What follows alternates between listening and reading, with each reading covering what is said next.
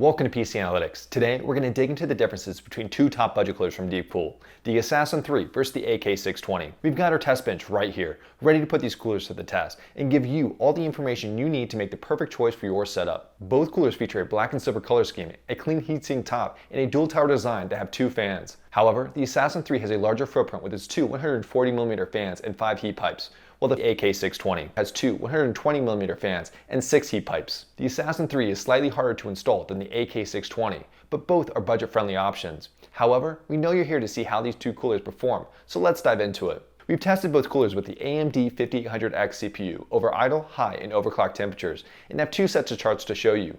One that looks at performance normalized by percent speeds, and one that looks at performance normalized by sound. In our first set of charts normalized by percent speeds, we have temperatures on the left represented by the solid line, noise on the right represented by the dashed line, and percent speeds on the bottom.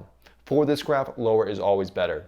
At idle, the Assassin III in blue performs the same as the AK620 in red. As we turn up the heat to 105 watts, we can see that the Assassin III outperforms at the lower RPMs, but this difference shrinks to minimal levels as the fans approach 60% fan speed. Additionally, both coolers have similar noise profile across the board. As we pump up the heat to overclock levels of 125 watts, we can see that both coolers are on par with each other in terms of performance. In our second set of charts normalized by sound, we have temperatures on the left, noise on the bottom, with lower being better.